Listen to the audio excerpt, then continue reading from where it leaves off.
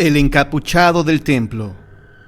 Aguascalientes era una de las ciudades más desiertas en aquella época. Había pocos habitantes y los ruidos de las carretas eran tan esporádicos que apenas se rompían la monotonía del día. Los sitios de caballos y mulas eran frecuentemente visitados por los mercaderes de la región y los provenientes de tierras lejanas que apenas si pasaban por la ciudad, que les quedaba de paso para ir a una más grande. En aquella ciudad era muy conocida la hacienda del Niágara, de don Salvador H. Romo, padre de don Antonio, quien permitía que algunos jóvenes se hospedaran en ese lugar para pasar sus vacaciones. Y precisamente el trabajo de guiarlos hasta ahí era el de don Amperio, un cochero de confianza.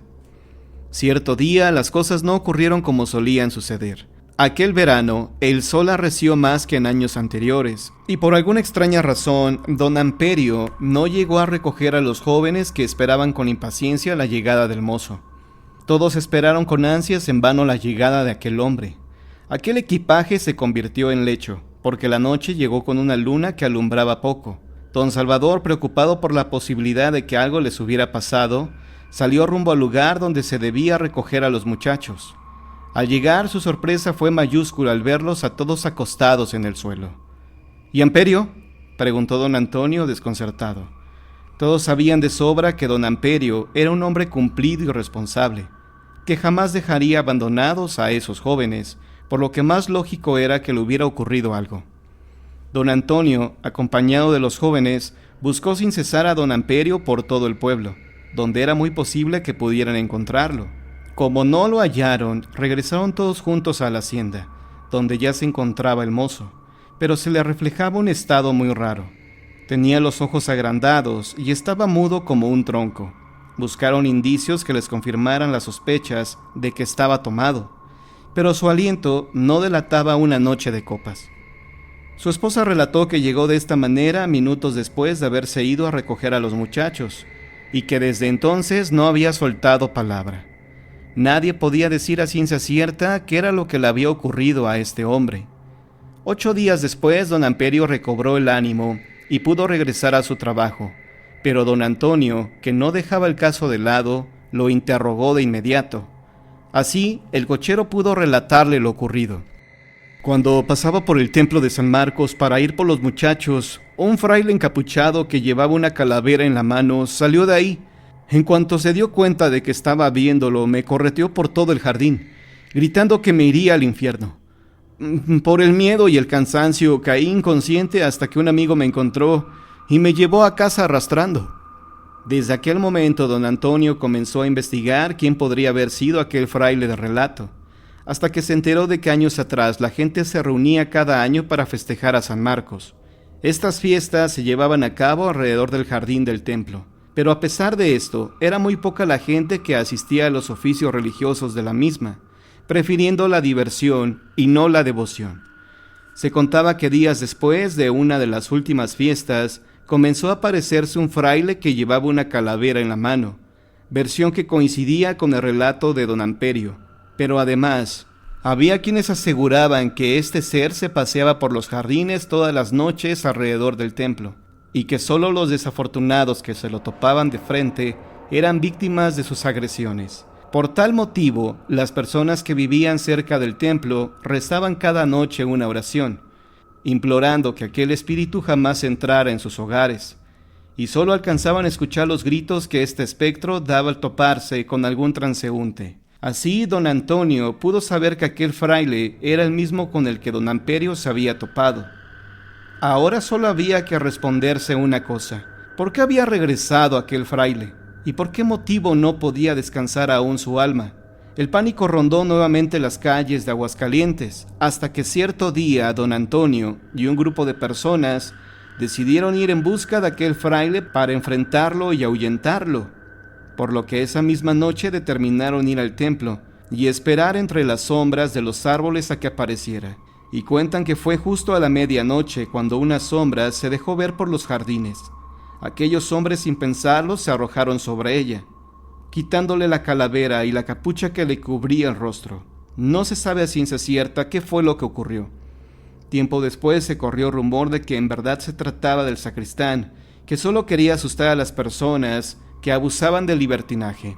Pero hay algunos más que aseguran que se trataba de un ánima maldita, que por causa del mismo libertinaje no podía descansar, teniendo que saldar su deuda vigilando los jardines del templo. Esta historia no fue asentada ni en las actas del templo, ni en las del Santo Oficio, pero ha prevalecido por las calles de Aguascalientes durante todos estos años. Incluso hay quienes todavía hoy en día piensan 2 veces pasar a medianoche donde se encontraban los jardines del templo de San Marcos.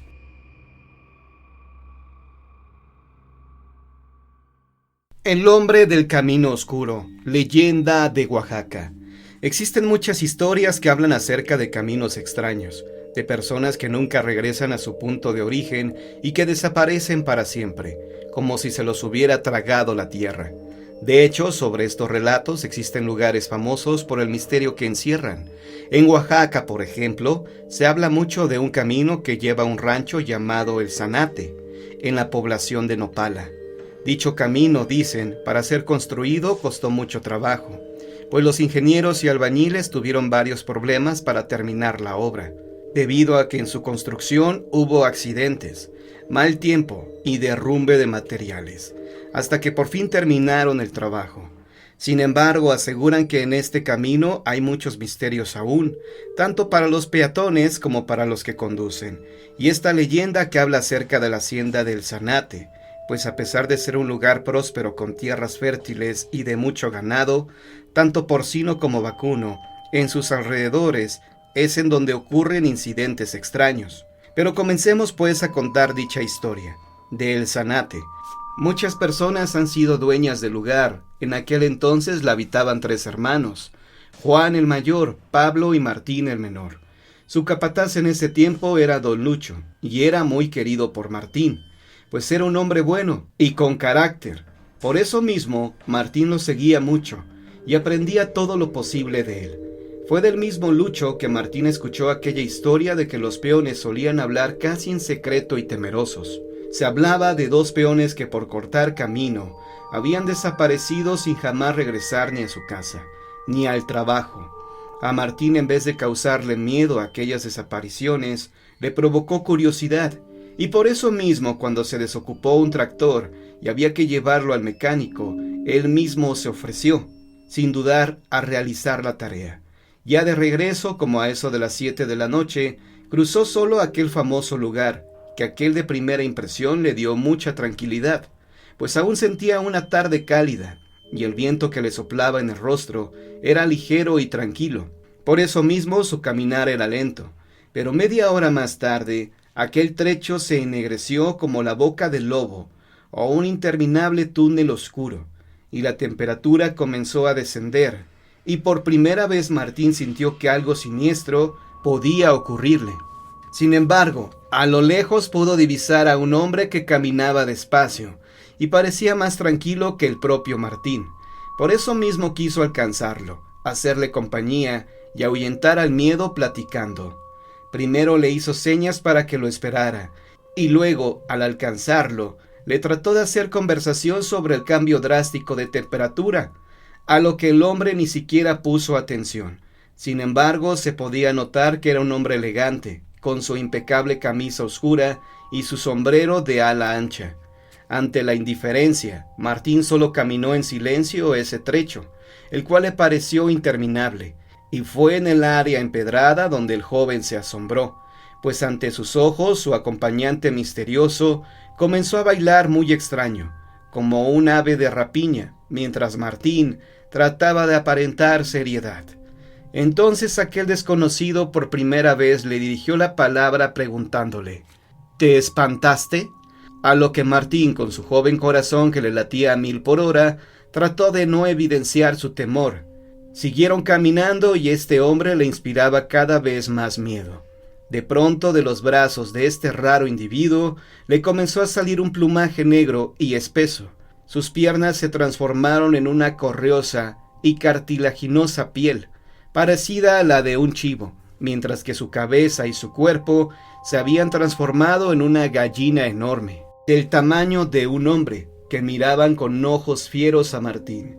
Fue entonces que el joven recordó que en su mochila traía un filoso cuchillo, y esperó a que se le acercara aquella extraña combinación de animal para poderlo herir, pero cada vez que lo intentaba, el animal se reía con una voz chillona y muy desagradable, y se movía de forma muy veloz. Después de un rato de lucha, Martín cayó muy cansado, y el animal con su voz chillona le aseguró que era mucho más poderoso que él, y que pertenecía a la oscuridad, además que jamás volvería a su casa, y continuaba riéndose.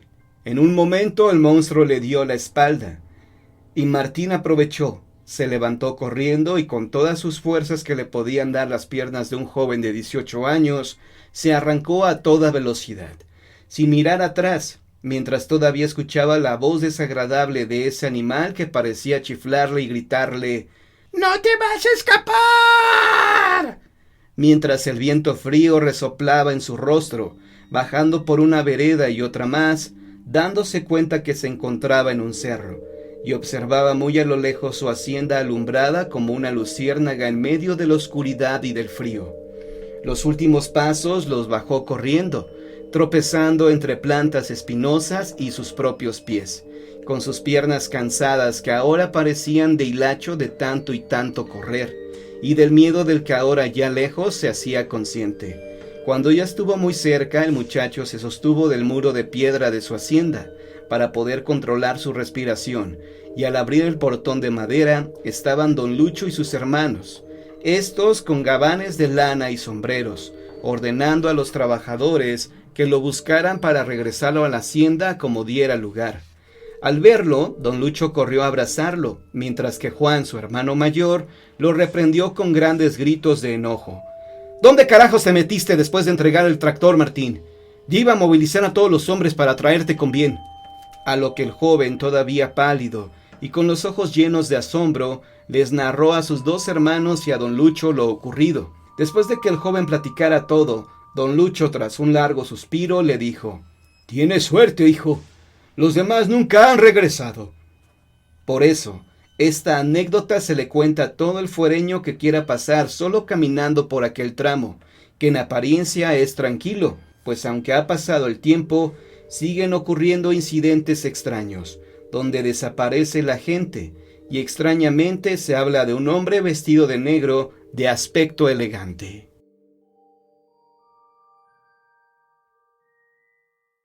El hombre que estuvo en el infierno. Hasta que escuché este relato yo no sabía de alguien que hubiera estado en el infierno, como aconteció a Miguel Jaramillo, que además volvió para contarlo. El relato viene por trasmano.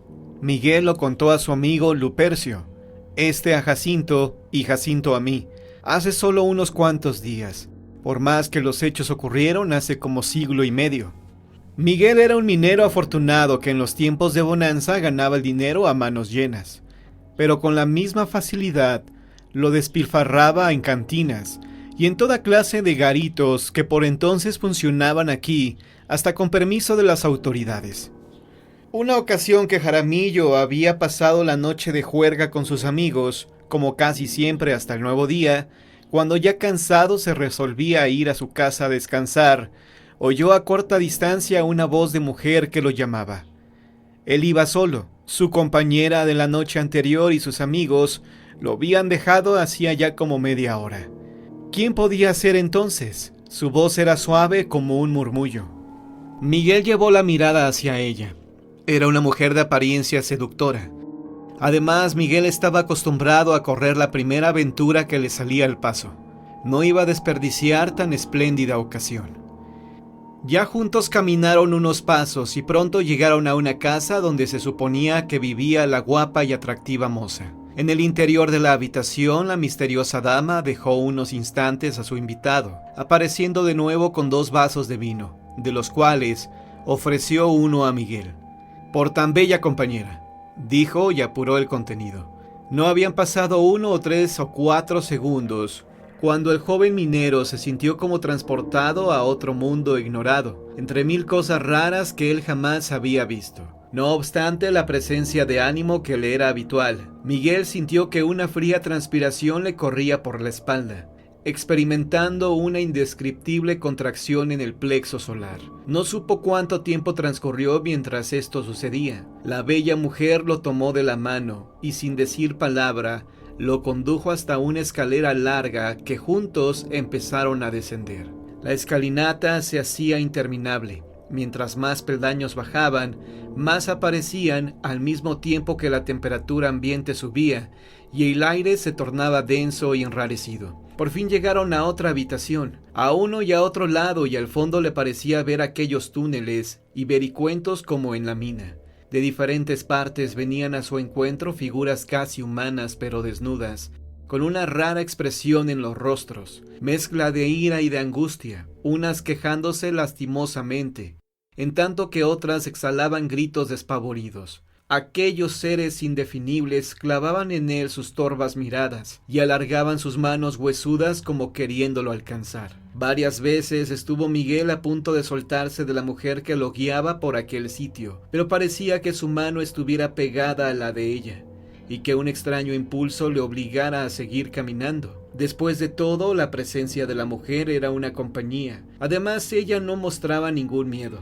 Así que Miguel se dejó arrastrar, perdida por completo la voluntad. La escalera llegó a su fin, cuando sintió que sus pies se posaron en terreno firme. Experimentó cierto alivio, pero entonces un sacudimiento se apoderó de todo su cuerpo. Hacia ellos avanzaba un grupo de seres con los semblantes descompuestos, mostrando las bocas abiertas, con grandes colmillos como de lobo, y los ojos encendidos como brasas. Seres que movían las manos de arriba a abajo, con los dedos crispados y con enormes uñas que desgarraban al que quedaba más cerca de su alcance. De modo que era aquello una lucha recíproca, en que cada uno sufría los zarpazos de los demás. Si su espanto había crecido de punto hasta hacerse indescriptible, piénsese cómo sería en el instante que sintió que la mano de su acompañante se escurría de la suya y la mujer misma se perdía a su vista hasta hacerse invisible. Le pareció que el piso se hundía y para no caer se apoyó de la pared cercana, pero rápidamente retiró la mano. El muro era de fuego y él no lo había advertido.